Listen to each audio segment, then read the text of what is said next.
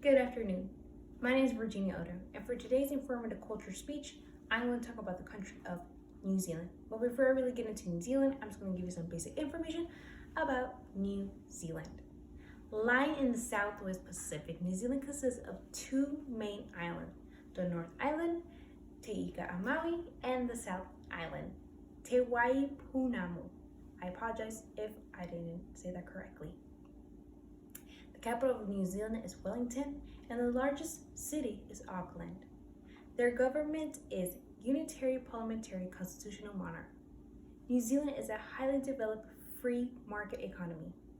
The currency is New Zealand dollar, which is equivalent to 0.61 US dollars. So you're there and you want to greet yourself.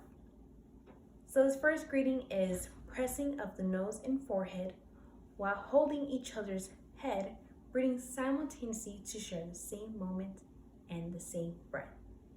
However, this is only reserved for formal Maori events, Maori being the native people of New Zealand. Greetings are usually informal in social settings. Relatively indirect communicators, New Zealanders try not to create conflict and take measures to remain polite. New Zealanders see themselves open-minded to new ideas, differences, and change. Largely, New Zealand tries to be accepting and tolerant to most differences. Now I'm going to go talk to you about the Music Festival of Mombasa, which is a festival held in honor of the Maori. In 1979, Mombasa Festival was the largest music festival. Now some places to visit while you're there. Beginning with the north, you have the Coromandel Peninsula, Kruger Mountains, and native forests form spine offer hiking and birding. You also have Bay of Islands, more than 144 island dot glittering bay, making it a haven for sailing and yachting. On that note, I would like to also let you know that about a fifth of the north and 2/3 of the south is made up of mountains. So now for the south. In the south, you can check out the Fairyland National Park in Milford Sound. Glacier sculpted this dramatic landscape, carving the famous fjord of Milford, Dusky and Doubtful Sounds. You also have the Kaikoura, tucked between the seaward, offers excellent coastal hikes and popular whale watching hours. Now to some of the dishes. The dishes is a combination of British and American cuisine. You have kumaro, tauru, hui, tipore. Traditional food was also known as sacred. Sacred is also known as tapu.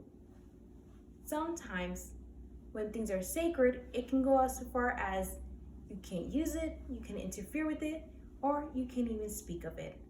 It is part of the Maori culture. Some overall dishes to try are the pavlova, which is a meringue-based dessert, topped with cream and fresh kiwi fruit. You also have the kina, a type of sea urchin, a paua, a sea snail, and hokey pokey, which is not a dance, but it is a vanilla ice cream with pieces of honeycomb toffee scattered through it. Now, when I mentioned earlier about the Mombasa Music Festival, I would also like to let you know that pre-colonial Maori music was microtonal with a repeated melodic line that did not move far from the central pitch. In today's New Zealand music, it is influenced by blues, jazz, hip hop, rock and roll, giving New Zealand a unique interpretation. There's way much more to learn about New Zealand than what I have provided with you today.